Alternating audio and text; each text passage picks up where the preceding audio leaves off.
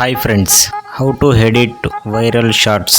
ಹೌದು, ಇವತ್ತಿನ ವಿಡಿಯೋದಲ್ಲಿ ನಾನು ಶಾರ್ಟ್ಸ್ ನ ಯಾವ ತರ ಎಡಿಟ್ ಮಾಡೋದಂತ ನಿಮ್ಗೆ ತಿಳಿಸ್ತಾ ಇದ್ದೀನಿ. ನೀವು 30 ಸೆಕೆಂಡ್ಸ್ ಶಾರ್ಟ್ಸ್ ನ ಅಪ್ಲೋಡ್ ಮಾಡಿ ನೀವು ಯೂಟ್ಯೂಬ್ ಅಲ್ಲಿ ದುಡ್ಡನ್ನ ಗಳಿಸಬಹುದು. ನೀವು ವೈರಲ್ ಆಗಿ ಶಾರ್ಟ್ಸ್ ನ ಯಾವ ತರ ಎಡಿಟ್ ಮಾಡೋದಂತ ನಾನು ನಿಮ್ಗೆ ತಿಳಿಸ್ತೀನಿ.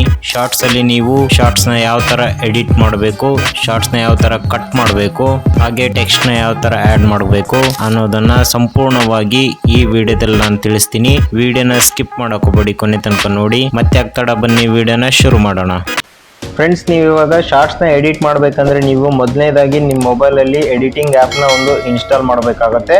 ಸೊ ಅದು ಯಾವುದಂದ್ರೆ ನೀವು ಇನ್ಶಾಟ್ ಆ್ಯಪ್ನ ಯೂಸ್ ಮಾಡಿದ್ರೆ ಬೆಟರು, ಯಾಕಂದರೆ ಫ್ಯೂಚರ್ ಚೆನ್ನಾಗಿದೆ. ಹಾಗಾಗಿ ಇನ್ಶಾಟ್ ಆ್ಯಪ್ನ ಯೂಸ್ ಮಾಡ್ತಾ ಇದ್ದೀನಿ. ಹಾಗಾಗಿ ಇನ್ಶಾಟ್ ಆ್ಯಪ್ನ ಓಪನ್ ಮಾಡಿದ ಮೇಲೆ ನಿಮಗೆ ಫಸ್ಟ್ ಒನ್ ವೀಡಿಯೋಸ್ ಅಂತ ಇದೆ ನೋಡಿ, ಅದ್ರ ಮೇಲೆ ಕ್ಲಿಕ್ ಮಾಡಿದ್ಮೇಲೆ ನೆಕ್ಸ್ಟ್ ನ್ಯೂ ಅಂತಿದೆ ನೋಡಿ, ಅದ್ರ ಮೇಲೆ ಕ್ಲಿಕ್ ಮಾಡಿ. ಸೊ ನೀವು ಇವಾಗ ಏನು ಮಾಡ್ಬೇಕಂದ್ರೆ ಫಸ್ಟು ನೀವು ಒಂದು ಶಾರ್ಟ್ಸ್ನ ಯಾವುದು ಅಂದರೆ ನೀವು ಯಾವ ಶಾರ್ಟ್ಸ್ನ ರೆಕಾರ್ಡ್ ಮಾಡಿದಿರಲ್ವ ಅದನ್ನು ನೀವು ಇನ್ಪುಟ್ ಮಾಡಬೇಕಾಗುತ್ತೆ. ನಾನು ಇವಾಗ ಇನ್ಪುಟ್ ಮಾಡ್ತಾ ಇದ್ದೀನಿ. 10 ಸೆಕೆಂಡ್ಸು ವಿಡಿಯೋ ಇದೆ. ಸೊ ನಿಮಗೆ ಫಸ್ಟು ಈ ಥರ ಬರುತ್ತೆ ಫ್ರೆಂಡ್ಸ್. ಈ ಥರ ಬಂದಿದೆ ಅಂದರೆ ನೀವು ಇವಾಗ ಇದು ವಿಡಿಯೋ ಯೂಟ್ಯೂಬ್ಗೆ ವಿಡಿಯೋಸ್ ಅಪ್ಲೋಡ್ ಮಾಡ್ತಿರಲ್ವ ಅದ್ರ ರೇಷಿಯೋ ಇದೆ, ಅಂದರೆ ಸೈಜ್ ಇದೆ. ನೀವು ಇವಾಗ ಸೈಜ್ನ ಚೇಂಜ್ ಮಾಡ್ಕೋಬೇಕು. ಇಲ್ಲಿ ಕನ್ವರ್ಸ್ ಅಂತಿದೆ ನೋಡಿ, ಅದ್ರ ಮೇಲೆ ಕ್ಲಿಕ್ ಮಾಡಿ 9:16 ಅಂತಿದೆ ನೋಡಿ, ಅದನ್ನು ನೀವು ಸೆಲೆಕ್ಟ್ ಮಾಡ್ಕೊ. ಇವಾಗ ನಿಮಗೆ ಈ ಥರ ಕಾಣುತ್ತೆ. ಸೊ ಇವಾಗ ನೋಡ್ತಾ ಇರ್ಬೋದು, ಒಂದು ಆ್ಯನಿಮೇಷನ್ ಸ್ಪೀಚ್ ಮಾಡ್ತಾ ಇದೆ. ಸೊ ಇವಾಗ ನೀವು ವಿಡಿಯೋನ ಶೂಟ್ ಮಾಡಿದಿರಲ್ವಾ, ಈ ವಿಡಿಯೋನ ಶೂಟ್ ಮಾಡೋದ್ರಲ್ಲಿ ಮಿಡ್ಲಲ್ಲಿ ಗ್ಯಾಪ್ ಕೊಟ್ಟಿದ್ರೆ ಅಥವಾ ಏನೋ ಬೈ ಮಿಸ್ ಆಗಿ ಏನೋ ಮಾತಾಡಿದ್ದೀರಾ, ಸೊ ಅದನ್ನ ನೀವು ಟ್ರಿಮ್ ಮಾಡ್ಕೋಬೇಕು ಅಥವಾ ಕಟ್ ಮಾಡ್ಕೋಬೇಕಂದ್ರೆ ನೀವು ಎಲ್ಲಿಗೆ ಟ್ರಿಮ್ ಮಾಡಬೇಕು ಅಲ್ಲಿಗೆ ಈ ಬಾರ್ನ ನಿಲ್ಲಿಸಿ. ನೆಕ್ಸ್ಟ್ ಇಲ್ಲಿ ಸ್ಪ್ಲಿಟ್ ಅಂತಿದೆ ನೋಡಿ, ಅದ್ರ ಮೇಲೆ ಕ್ಲಿಕ್ ಮಾಡಿ. ಸೊ ಇದು ಸ್ಟಾರ್ಟಿಂಗು, ಇಲ್ಲಿಂದ ನನಗೆ ಇಲ್ಲಿವರೆಗೂ ಯೂಸ್ ಇಲ್ಲ. ಸೊ ಅದನ್ನ ಮತ್ತೆ ಸ್ಪ್ಲಿಟ್ ಮಾಡ್ತೀನಿ. ನೀವು ಯಾವಾಗ ಯೂಸ್ ಇಲ್ಲಲ್ವಾ ಅದ್ರ ಮೇಲೆ ಕ್ಲಿಕ್ ಮಾಡಿ ನೆಕ್ಸ್ಟ್ ಡಿಲೀಟ್ ಮಾಡಿದರೆ ಸಾಕು, ಡಿಲೀಟ್ ಆಗುತ್ತೆ. ಸೊ ಅದೇ ಥರನೇ ನೀವು ಸ್ಪೀಚ್ ಮಾಡಿದ್ರಲ್ವಾ, ಸ್ಪೀಚ್ ತಕ್ಕಂತೆ ನೀವು ಏನಾದರೂ ಫಾರ್ ಎಕ್ಸಾಂಪಲ್ಗೆ ಟೆಕ್ಸ್ಟ್ ಬೇಕು, ಸ್ಟಾರ್ಟಿಂಗಲ್ಲಿ ಹಾಯ್ ಅಂತ ಹೇಳಿ ಇರ್ತೀರಲ್ವಾ, ಸೊ ಟೆಕ್ಸ್ಟ್ ಮೇಲೆ ಕ್ಲಿಕ್ ಮಾಡಿದ್ಮೇಲೆ ನೆಕ್ಸ್ಟು ಇಲ್ಲಿ ಮತ್ತೆ ಟೆಕ್ಸ್ಟ್ ಅಂತಿದೆ ನೋಡಿ, ಅದ್ರ ಮೇಲೆ ಕ್ಲಿಕ್ ಮಾಡಿ ಹಾಯ್ ಅಂತ ಟೆಕ್ಸ್ಟ್ ಮಾಡಿ. ನೆಕ್ಸ್ಟು ಎಲ್ಲಿ ಬೇಕಲ್ಲಿ ನೀವು ಇವಾಗ ಸೈಜ್ನ ಅಡ್ಜಸ್ಟ್ ಮಾಡ್ಕೊಳ್ಳಿ. ಸೊ ಇದು ನಿಮಗೆ ಎಲ್ಲಿವರೆಗೂ ಬೇಕೋ ಅಲ್ಲಿವರೆಗೂ ಹಾಯ್ ಅಂತ ಮಾತ್ರ ಹೇಳಿರ್ತೀರಲ್ವ ಅಲ್ಲಿವರೆಗೂ ಸಾಕು.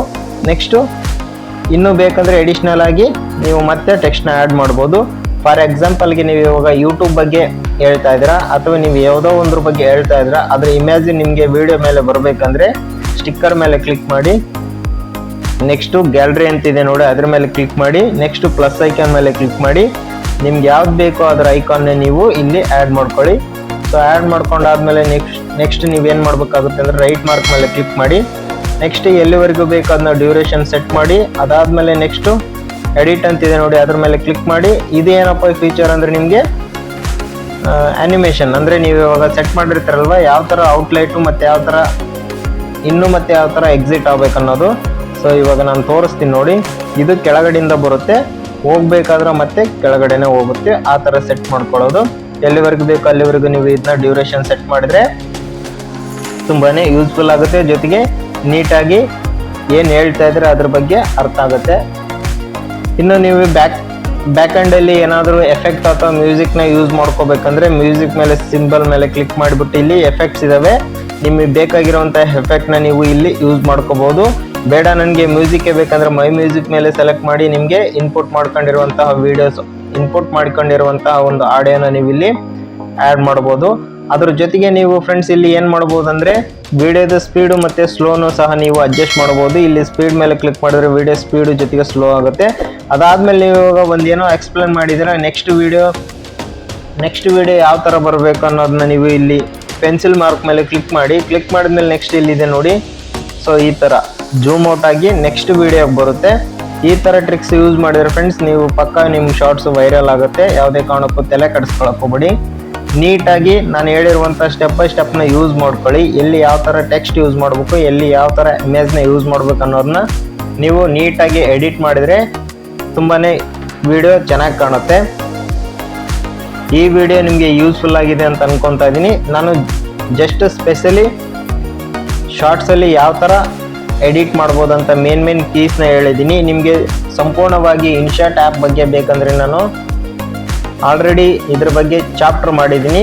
ಸೊ ನಾನು ಡಿಸ್ಕ್ರಿಪ್ಷನಲ್ಲೂ ಸಹ ಲಿಂಕ್ ಕೊಟ್ಟಿದ್ದೀನಿ. ಅದ್ರ ಮೂಲಕ ನೀವು ಕಂಪ್ಲೀಟಾಗಿ ಇನ್ಶಾಟ್ ಆ್ಯಪ್ನ ಯಾವ ಥರ ಯೂಸ್ ಮಾಡೋದಂತ ಬೇಸಿಕ್ದಿಂದ ಅಡ್ವಾನ್ಸ್ವರೆಗೂ ನಾನು ಎಕ್ಸ್ಪ್ಲೇನ್ ಮಾಡಿದ್ದೀನಿ. ಅಲ್ಲಿ ನೀವು ಆ ವಿಡಿಯೋನ ನೋಡ್ಬೋದು. ನೋಡೋದ್ರಿಂದ ನಿಮಗೆ ತುಂಬಾ ಯೂಸ್ಫುಲ್ ಆಗುತ್ತೆ.